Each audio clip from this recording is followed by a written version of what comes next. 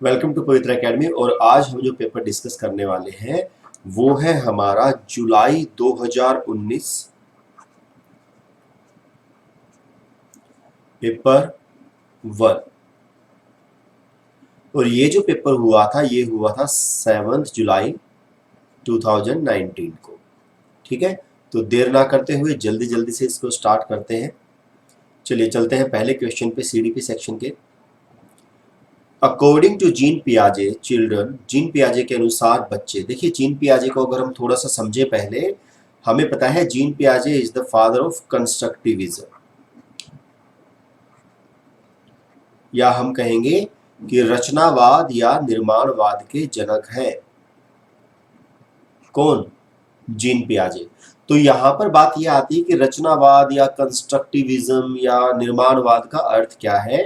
तो जीन पियाजे ने यही कहा है कि जो बच्चा होता है वो अपने ज्ञान का निर्माण स्वयं करता है, और जो कंस्ट्रक्टिविस्ट अप्रोच होती है वो यही कहती है कि ज्ञान का निर्माण हम अपने इन्वायरमेंट से रहकर, खुद से समझकर, ऑब्जर्व करके, खुद से ही एक्टिवली कंस्ट्रक्ट करते हैं। तो इन्हीं चीजों को थोड़ा समझते हुए देखते हैं कि भाई कौन सा ऑप्शन है जो इसके अकॉर्डिंग फिट बैठता है। Actively construct knowledge as they manipulate and explore the world, बिल्कुल सही बात कह रहे हैं, पहला ऑप्शन बिल्कुल सही है। बाकी के ऑप्शंस को भी देख लेते हैं जल्दी से। लर्न बाय ऑब्जर्विंग अदर्स, देखिए following a process of observational learning, जी नहीं, ये बात जीन पियाजे ने नहीं कही है, तो ये ऑप्शन हमारा गलत होगा। Can be conditioned to behave in a particular way by carefully controlled stimulus response, नहीं, स्टिमुलस रिस्पॉन्स की बात नहीं कही है जीन पियाजे ने, ये भी हमारा आंसर नहीं रहेगा। Can be taught to behave and learn specific, देखिए कैन बी टोट मतलब बाहर से सिखाया जा सकता है, तो ये भी आप ऑप्शन नहीं रहेगा, गलत रहेगा। और रिवॉर्ड और पनिशमेंट की भी बात कही है इसमें, तो बिल्कुल गलत चला जाएगा। तो हमारा ऑप्शन नंबर 1 ही बिल्कुल सही होगा। एक्टिवली कंस्ट्रक्ट करेगा, मैनिपुलेट एंड एक्सप्लोर, और एक्सप्लोर करेगा, ठीक है जी, अन्वेषण करेगा, या हिंदी में अगर हम समझे अन्वेषण करते हैं और ज्ञान को सक्रिय रूप से संरचित करते हैं। ठीक है, तो ये हमारा होगा ऑप्शन नंबर 1 बिल्कुल सही। चलते हैं क्वेश्चन नंबर 2 पर। There are individual variations in the rate of motor development. देखिए मोटर डेवलपमेंट की बात चल रही है, या हिंदी में अगर हम कहें कि चालक विकास की दर की बात चल रही है कि चालक विकास की दर किस तरीके से होती है। विविधताएं होती हैं, फिर भी चालक विकास का क्रम है, उसकी बात है। कैसे होगा? सिफेलोकोडल टू प्रोक्सिमोडिस्टल, जी नहीं, बिल्कुल भी नहीं। सिफेलोकोडल जो होता है वो होता है सिर से पैर की तरफ, और वही जो प्रोक्सिमोडिस्टल होता है वो होता है अंदर से बाहर की तरफ। तो इसका हमारा मोटर डेवलपमेंट से कोई लेना देना नहीं होगा। अगेन वही है, प्रोक्सिमोडिस्टल सिफेलोकोडल, जी नहीं, गलत जवाब आ जाएगा। Gross motor development to fine motor development, and the next one is fine motor development to gross motor development. देखिए अब पहले समझ लेते हैं कि ग्रोस मोटर डेवलपमेंट या फाइन मोटर डेवलपमेंट होता क्या है। दो स्किल्स हैं हमारे पास मोटर डेवलपमेंट की, एक है ग्रोस और एक है फाइन, ठीक है। और अगर हिंदी में कहें तो स्थूल और सूक्ष्म। देखिए सिंपल सी बात को पकड़ना है, स्थूल का मतलब क्या है? बड़ा, और सूक्ष्म का मतलब क्या? छोटा, ठीक है। अब बड़ा मसल्स है ना, बड़ी जो मांसपेशियां हैं उनकी बात चल रही है। तो बड़ी मांसपेशियां कहाँ की होती है भाई? हाथों की, पैरों की, है ना, जो हमारे लिम्स होते हैं उनकी जो मांसपेशियां, जो बड़ी मांसपेशियों का यूज है वो पहले करेगा बच्चा, या जो छोटी मांसपेशियां, जैसे मैं कहूँ उंगलियों की मांसपेशियां हैं वो छोटी होती हैं, ठीक है, या उनका यूज करना पहले शुरू करता है बच्चा। क्वेश्चन में कुछ ऐसा पूछा गया है, ठीक है। तो अब यहाँ पर क्लियर है, अगर मैं खुद आपसे ही एक क्वेश्चन करूं कि भाई बच्चा पहले हाथ चलाना सीखेगा या लिखना सीखेगा? बच्चा पहले स्पून को ऐसे पकड़ना सीखेगा या ऐसे पकड़ना सीखेगा? अब आपको पता है कि भाई ऐसे पकड़ने में क्या है, पूरे हैंड की मसल्स लग रही है, और जबकि ऐसे पकड़ने में क्या है, वो हमारी फिंगर्स की मसल्स लग रही हैं, जो कि फाइन मोटर स्किल्स के लिए यूज होती है, ठीक है। तो हमारा आंसर क्या होगा कि पहले ग्रोस मोटर स्किल डेवलप होती है and after that fine motor development होती है। तो ऑप्शन नंबर 3 बिल्कुल सही होगा। चलिए चलते हैं नेक्स्ट क्वेश्चन पे जल्दी से।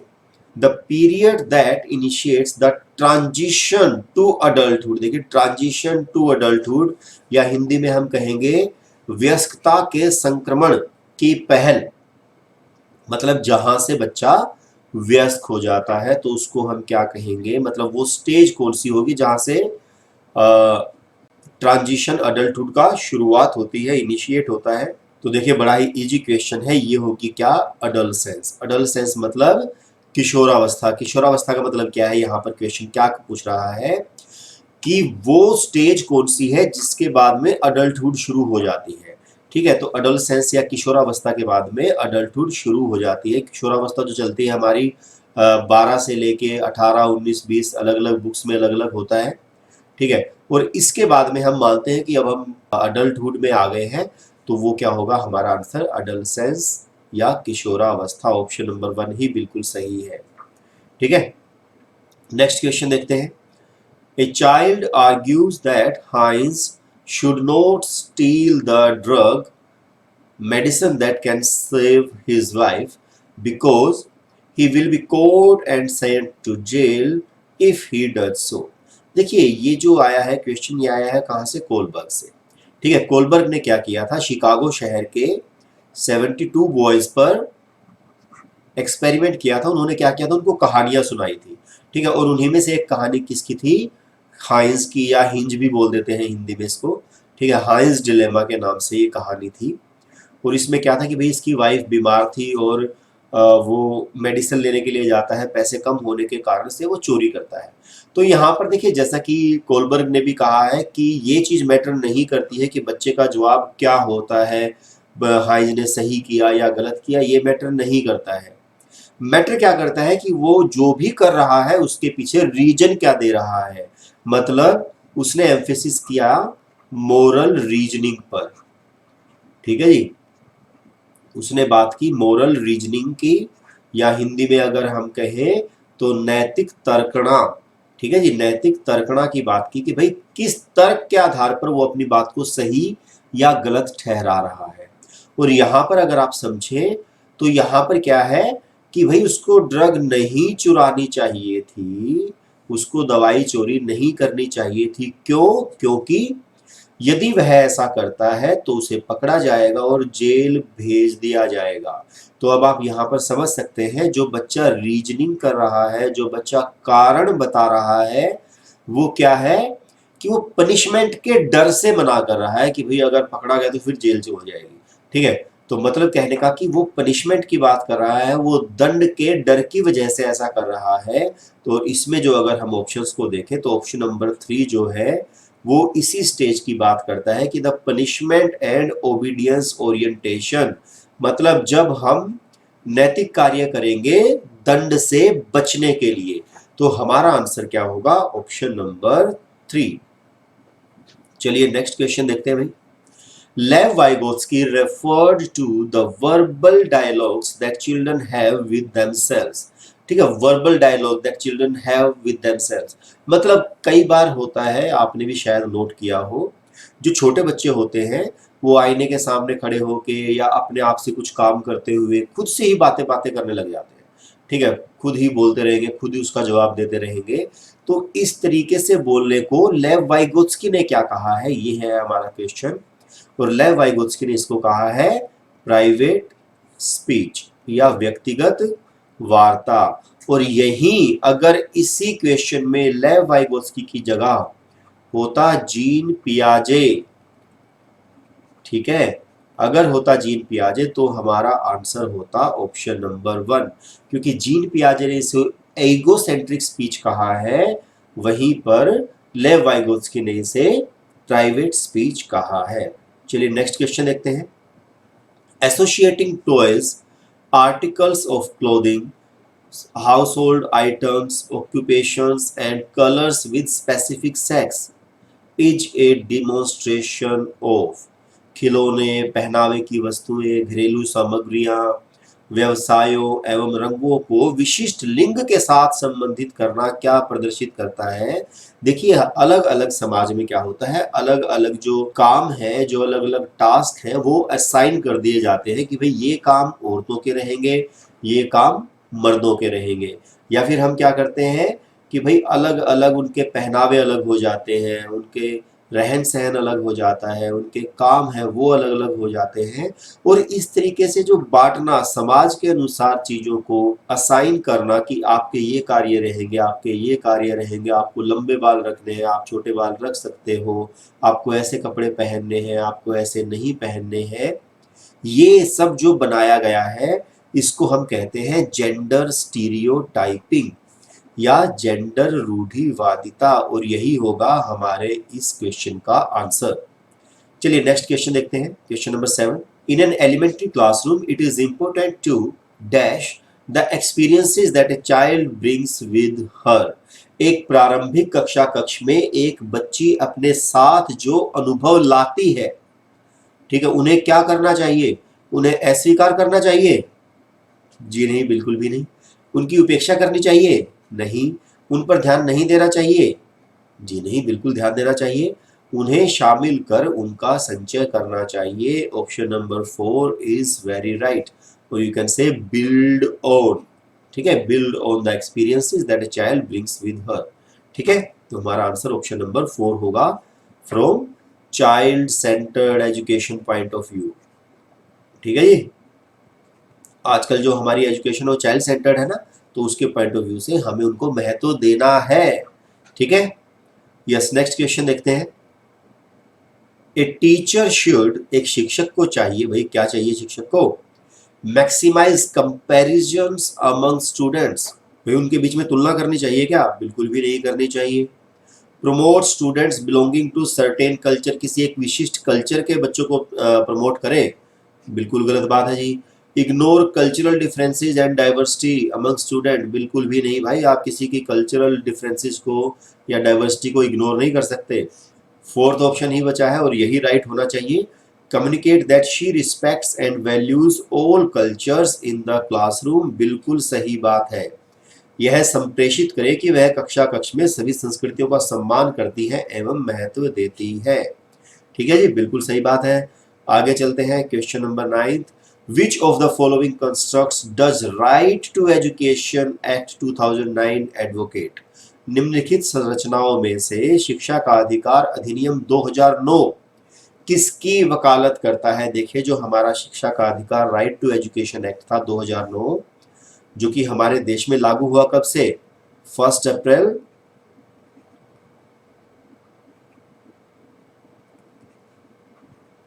2010 से ये इम्प्लीमेंट हुआ था। और इसमें जो एक सबसे बड़ी, जो सबसे महत्वपूर्ण बात की गई थी वो क्या थी? इंक्लूसिव एजुकेशन या समावेशी शिक्षा। और समावेशी शिक्षा का मतलब क्या है, इंक्लूसिव का मतलब क्या है? देखिए, शब्द अपने आप में कह रहा है इंक्लूड। देखिए, क्योंकि हमें सभी तक शिक्षा पहुंचानी है तो हमें सभी को इंक्लूड करना पड़ेगा टीचिंग लर्निंग प्रोसेस में, चाहे वो स्पेशल चाइल्ड है या कोई दिव्यांग है या हम कहेंगे किसी वंचित वर्ग से है, फीमेल्स हैं, माइनॉरिटीज हैं। जिस भी तरीके से बच्चा है, जिस भी सेक्शन से बच्चा आता है, वहाँ के हर बच्चे को हमें, हर पर्सन को हमें इंक्लूड करना है। यही हमारी इंक्लूसिव एजुकेशन कहती है। और ये कब आया, कब अपनाया गया? राइट टू एजुकेशन एक्ट 2009 के अंतर्गत। ठीक है, आगे चलते हैं। Yes, next question is dash is the philosophy that all children have a right to get equal education in a regular school system। अभी अभी हमने डिस्कस किया है, it is known as inclusion. तो ऑप्शन नंबर 1 सही होगा। चलिए next question देखते हैं, ये भी हमारा इंक्लूसिव एजुकेशन से ही है। Which of the following represents the correct matching of children in column A with their primary characteristic in column B? ठीक है, कॉलम ए को कॉलम बी से मैच करना है।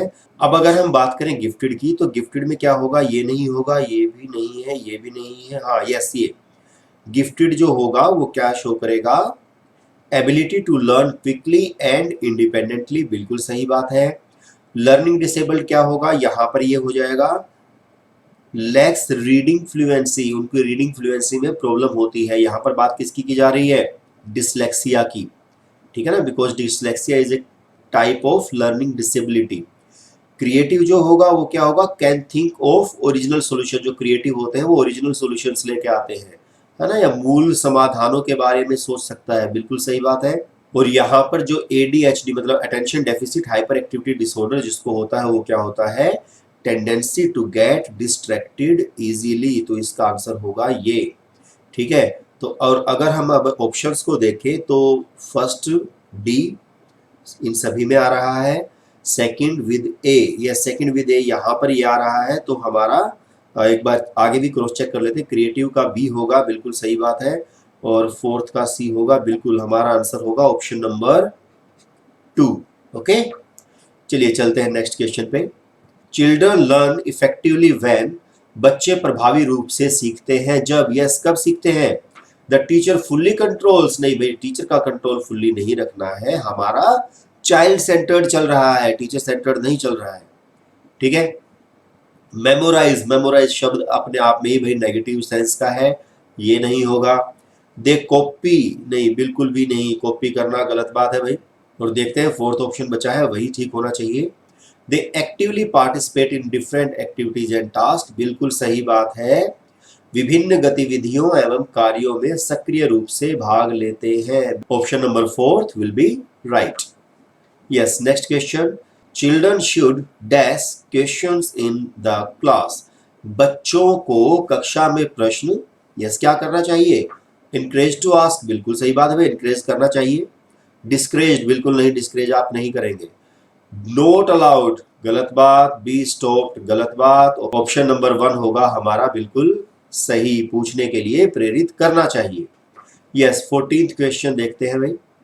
विच of the following is not a key process through which meaningful learning occurs, निम्नलिखित में से कौन सी प्रक्रिया नहीं है, देखिए जो नहीं वाले हैं उनके ऊपर विशेष ध्यान रखना है आपको, जिसके द्वारा सार्थक अधिगम घटित होता है। यस, नहीं वाला पूछा है, मेमोराइजेशन एंड रिकॉल, बिल्कुल नहीं होना चाहिए, तो यही आंसर होना चाहिए।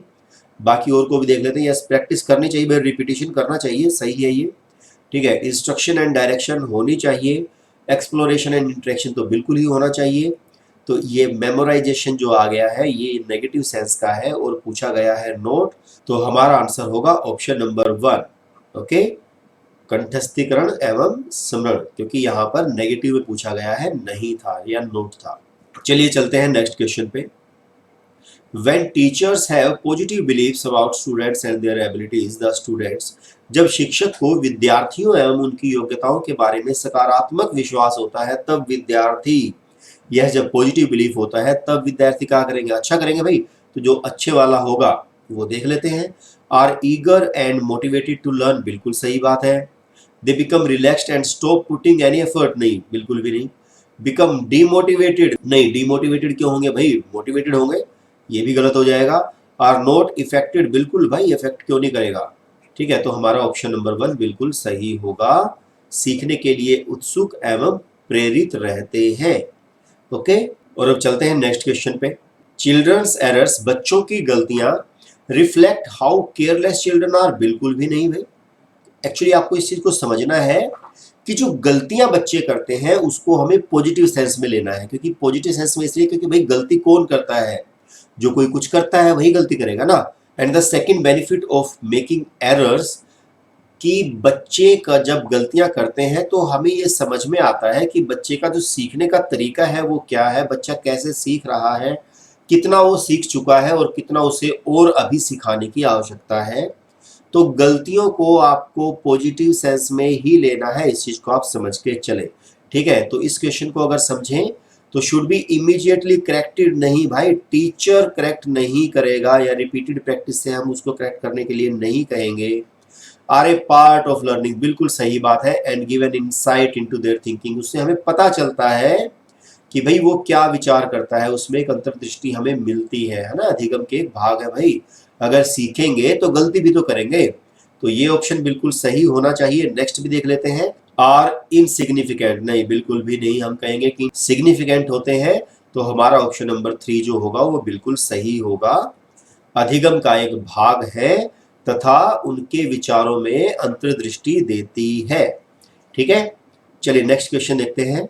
मूल्यांकन को should be undertaken as a separate activity. नहीं भाई, मूल्यांकन तो पार्ट है हमारा टीचिंग लर्निंग का, ये नहीं होगा। Should B A part of the teaching learning process, बिल्कुल सही बात है। अगले ऑप्शन भी देख लेते हैं भाई। Should be done only in terms of marks, नहीं भाई, केवल मार्क्स की बात हम नहीं करेंगे, क्योंकि सीसीई जो है कंटिन्यूअस एंड कॉम्प्रिहेंसिव इवेल्युएशन है या सतत तथा व्यापक मूल्यांकन है, वो यही कहता है कि जो मूल्यांकन है वो केवल मार्क्स तक सीमित नहीं रहना चाहिए, वो वाइड होना चाहिए। वो क्या होना चाहिए भाई, समग्रता होनी चाहिए उसके अंदर, या हम कहेंगे कॉम्प्रिहेंसिव होना चाहिए। तो ये ऑप्शन नहीं होगा। Should be based on objective type written task, नहीं भाई, केवल उसके ऊपर नहीं होना चाहिए। तो option number 2 will be right. ठीक है, दूसरा ऑप्शन सही है। यस, नेक्स्ट देखते हैं। इन ए कंस्ट्रक्टिविस्ट फ्रेम लर्निंग इज, संरचनात्मक दृष्टिकोण के अनुसार अधिगम क्या है? Active and social in its character, बिल्कुल सही बात है। आगे के ऑप्शन देख लेते हैं भाई। पैसिव, नहीं, पैसिव नहीं है भाई। Process of acquisition of knowledge, देखिए हम केवल process of acquisition of knowledge नहीं कहेंगे, क्योंकि ये एक्विजिशन नहीं है, ये कंस्ट्रक्शन है। ठीक है, तो ये भी हमारा ऑप्शन गलत होगा। A change in behaviour as a result of experience, केवल इतने तक सीमित नहीं रहेगा। बात ये सही है, लेकिन जो ज्यादा करेक्ट है वो क्या होगा, option number 1, active and social in its character, एक सक्रिय एवं सामाजिक प्रक्रिया है। ओके, चलिए अब चलते हैं नेक्स्ट क्वेश्चन पे। Question number 19, what principle does the following highlight? नीचे लिखी हुई स्थिति किस सिद्धांत को दर्शाती है? यस, देखते हैं। जो विद्यार्थी अच्छा प्रदर्शन नहीं कर पाते हैं वे महसूस करते हैं कि वे पर्याप्त रूप से अच्छे नहीं हैं और हतोत्साहित महसूस करते हैं। तब उनमें बिना प्रयास के किसी कार्य को आसानी से छोड़ देने की संभावना है। Students who do not perform well feel that they are not good enough and feel demotivated. They are then likely to give up easily without trying or persisting in doing task. ठीक है, अब देखते हैं भाई कौन से principal से related है। Cognition and emotions are not separable, बिल्कुल सही बात है भाई, ये सेपरेबल नहीं है, ये एक ही है, अलग अलग नहीं है। और देखिए कहीं ना कहीं बात क्या है, महसूस करना या फील करने से मतलब इमोशन की बात चल रही है। ठीक है, और परफॉर्म वेल मतलब कॉग्निशन की बात चल रही है, तो ये ऑप्शन होना चाहिए हमारा सही। आगे देख लेते हैं। Cognition and emotions are not related, ये नहीं, गलत होगा। हेरिडिटरी एनवायरनमेंट का ये मतलब नहीं है, ये भी हेरिडिटरी एनवायरनमेंट से है, तो मतलब हमारा ऑप्शन नंबर 1 बिल्कुल सही होगा। That cognition and emotions are not separable, cognition और इमोशन को हम अलग नहीं कर सकते, वो इंटरवोवन है, वो इंटरमिंगल्ड है। अगर हमारा इमोशंस के ऊपर कुछ गड़बड़ आती है तो कॉग्निशन में भी गड़बड़ आएगी। ओके, नेक्स्ट क्वेश्चन देखते हैं।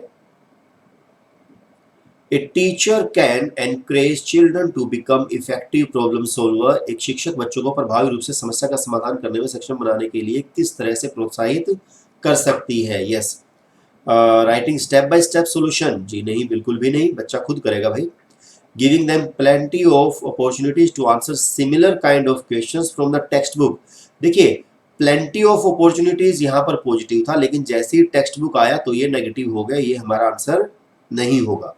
Emphasizing on rote memorization, rote memorization का तो भाई नाम ही मत लो। ठीक है, 4th ही सही होना चाहिए। Encouraging children to make intuitive guesses and to look at the multiple solutions of the problem, बिल्कुल सही बात है कि बच्चों को समस्या के बारे में सहजानुभूत अनुमान लगाने एवं विकल्पों को देखने के लिए प्रोत्साहित करके, ठीक है जी, ऐसा करके हम क्या कर सकते हैं, बच्चे को एनकरेज कर सकते हैं। चलिए नेक्स्ट क्वेश्चन देखते हैं। Use of methods where learners own initiative and efforts are involved is an example of, जी वह विधियां जिनके प्रयोग में विद्यार्थियों को स्व पहल व प्रयास शामिल हैं, निम्न में से किसका उदाहरण है? भाई खुद के प्रयास हैं। ठीक है, तो सीधी सी बात है, साफ दिखाई दे रहा है, लर्नर सेंटर्ड मेथड है, अधिगमकर्ता केंद्रित विधि होगी। ठीक है, स्व प्रयास, विद्यार्थियों के स्व प्रयास मतलब विद्यार्थियों को महत्व दिया जा रहा है, तो क्या होगा, लर्नर सेंटर्ड मेथड। चलिए चलते हैं नेक्स्ट क्वेश्चन पे। Which of the following statements about intelligence is correct? बुद्धि के बारे में निम्नलिखित कथनों में से कौन सा सही है? Intelligence is the ability to think convergently, intelligence is a relatively permanent change in behaviour as a result of experience. क्या क्या बोल रहे हैं भैया? Intelligence is hereditary trait that involves mental activities such as memory and reasoning. Intelligence is multi dimensional, very good, involving several abilities not entirely measurable by intelligence test. ये जवाब बिल्कुल सही है। ठीक है, बुद्धि बहुआयामी है जिसमें बुद्धि परीक्षणों के द्वारा पूर्ण रूप से परिमेय न की जाने वाली योग्यताएं शामिल हैं।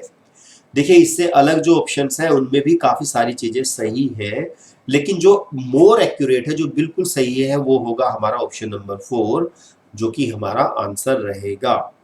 चलिए चलते हैं नेक्स्ट क्वेश्चन पे। Which of the following is the primary socializing agency? निम्नलिखित में से कौन प्राथमिक समाजीकरण का माध्यम है? यह सबको पता है भाई, ये क्या होगा? फैमिली। ठीक है, फैमिली क्यों होगा? क्योंकि जो हमारे समाजीकरण की शुरुआत होती है वो सबसे पहले कहां से होगी? परिवार से ही होगी ना। तो सबसे पहला माध्यम क्या होगा? परिवार। ठीक है, नेक्स्ट क्वेश्चन देखते हैं। The major proposition of Jean Piaget's theory is that. Jean पियाजे के सिद्धांत का प्रमुख प्रस्ताव है कि यस क्या है? Children's thinking is inferior to adults. नहीं भाई, बिल्कुल गलत बात है। Children's thinking is superior to adults. बिल्कुल गलत बात है। Children's thinking is quantitatively different from adults. जिन्हें क्वांटिटेटिवली नहीं कहा है, क्वालिटेटिवली डिफरेंट है। क्वालिटेटिव मतलब गुणात्मक रूप से, यस, गुणात्मक रूप से वयस्कों से भिन्न होती है। मतलब जीन पियाजे का मानना है कि जो बच्चे हैं वो कम नहीं सोचते हैं, बल्कि अलग सोचते हैं। ठीक है ना, सोचते वो हमारे जैसा ही है, हमारे जितना ही है, सोचते वो हमारे जितना ही है, लेकिन जो वो सोचते हैं उसका सोचने का जो नजरिया होता है, जो तरीका होता है, वो डिफरेंट होता है। मतलब क्वालिटेटिवली डिफरेंट सोचते हैं बच्चे। यही होगा हमारा आंसर, ऑप्शन नंबर 4। ठीक है, आगे देखते हैं भाई। जेंडर इज ए कैसा है भाई? Biological determinant, psychological entity, social construct. बिल्कुल सही बात है भाई। ये तो हमारे सिलेबस में एक टॉपिक भी है ना अपना, जेंडर एज सोशल कंस्ट्रक्ट। ठीक है, तो बिल्कुल सही बात है, थर्ड ऑप्शन सही होगा। Yes, 26th question. Which of the following correctly identifies the broad domains of development? Physical, cognitive, social and emotional. बिल्कुल ये चारों हैं अपने। इमोशनल, इंटेलेक्चुअल, स्पिरिचुअल नहीं होगा भाई, स्पिरिचुअल इसमें भी आ गया, नहीं होगा। और सेल्फ का तो कुछ होता ही नहीं है। तो ऑप्शन नंबर 1 बिल्कुल सही होगा। शारीरिक, संज्ञानात्मक, सामाजिक और संवेगात्मक। ठीक है जी, ये चार क्या है? ब्रॉड डोमेन्स होंगे। आगे चलते हैं। Which of the following statements regarding children and their learning is correct? बच्चों और उनके अधिगम के संदर्भ में निम्नलिखित कथनों में से कौन सा सही है? All children are naturally motivated to learn and capable of learning. बिल्कुल सही बात है। ठीक है, ये पहला ही सही होना चाहिए, बाकी को भी देख लेते हैं। Children's motivation to learn and their capability to learn is predetermined by heredity only. देखो, जहां पर only आ जाए ना, वो ऑप्शन हमारा नहीं होता है सही। Children socio economic background determine, socio economic background थोड़ी डिटरमाइन करेगा। Children have to be rewarded and punish to make them motivated. नहीं नहीं नहीं, ये भी गलत होगा। ऑप्शन नंबर 1 बिल्कुल सही है कि सभी बच्चे सीखने के लिए स्वाभाविक रूप से प्रेरित होते हैं तथा सीखने में सक्षम है। Option number 1 is correct. Yes, next question is प्रगतिशील शिक्षा में बच्चों को किस तरह से देखा जाता है भाई? किस तरीके से? Miniature adults. क्या बच्चे जो है वो बड़ों के छोटे रूप है क्या? नहीं भाई, ऐसे नहीं देखा जाता है। पैसिव इमिटेटर्स नहीं देखा जाता है, निष्क्रिय थोड़ी होते हैं। एक्टिव एक्सप्लोरर्स, बिल्कुल सही बात है। ब्लैंक स्लेट्स भी नहीं देखा जाता है। तो ऑप्शन नंबर 3 होगा बिल्कुल सही, सक्रिय अन्वेषकों के रूप में देखा जाता है। चलिए नेक्स्ट क्वेश्चन देखते हैं। According to Lev Vygotsky, learning is, Lev Vygotsky के अनुसार अधिगम क्या है भाई? एक सामाजिक गतिविधि है, इंडिविजुअल है, पैसिव है, कंडीशन है। जी हाँ बिल्कुल, क्योंकि लेव वाइगोत्स्की आया है तो क्या होगा? एक सामाजिक है ना, सोशल एक्टिविटी है। क्योंकि जो लेव वाइगोत्स्की की थ्योरी है उसका खुद उस थ्योरी का नाम क्या है? Theory of social cultural development. ठीक है जी, और लेव वाइगोत्स्की ने इसी के ऊपर एम्फेसिस किया है कि बच्चा जो है अपने समाज और संस्कृति से सीखता है। यस, लास्ट क्वेश्चन की तरफ चलते हैं, question number 30th। Which of the following कैरेक्टराइजेज a child in A pre operational stage, निम्नलिखित में से कौन सा पूर्व क्रियात्मक अवस्था काल के बच्चे को विशेषित करता है? Circular reactions, goal directed behaviour, deferred imitation and irreversibility of thought. बड़ा ही इजी क्वेश्चन है, जीन पियाजे से पूछा गया है। देखिए जीन पियाजे ने कितनी स्टेजेस दी हैं? 4 स्टेजेस दी हैं। ठीक है, 4 स्टेजेस में सबसे पहली कौन सी? Sensory motor, second is pre operational, third one is concrete operational and fourth one is abstract या फॉर्मल ऑपरेशनल। या हिंदी में अगर हम कहें तो पहली होगी अपनी संवेदी गामक अवस्था, दूसरी होगी पूर्व संक्रियात्मक अवस्था, तीसरी होगी अपनी मूर्त संक्रियात्मक अवस्था और चौथी होगी अमूर्त संक्रियात्मक अवस्था। ठीक है, अब यहां पर क्वेश्चन पूछा गया है प्री ऑपरेशनल स्टेज से या पूर्व संक्रियात्मक अवस्था से। अब पूर्व संक्रियात्मक अवस्था में क्या खास बात होती है? इरिवर्सिबिलिटी ऑफ थॉट या विचारों की अनुत्क्रमणीयता। इसका मतलब क्या है कि बच्चे जो है एक बार एक चीज को यहां से वहां सोच लिया लेकिन वहां से यहां नहीं सोच पाते हैं, इरिवर्सिबल होते हैं। मतलब कहने का ये कि बच्चा 1 से 100 तक काउंटिंग कर सकता है सिखाने के बाद, लेकिन लॉजिकली बिना सिखाए 100 से 1 तक वापस नहीं आ सकता है। वो क्या है? विचारों की अनुत्क्रमणीयता, और जो कि प्री ऑपरेशनल स्टेज में पाई जाती है। तो इस हिसाब से हमारा आंसर होगा ऑप्शन नंबर 4। तो चलिए इसी के साथ खत्म करते हैं इस वीडियो लेक्चर को। Thanks for watching and stay tuned with Pavitra academy.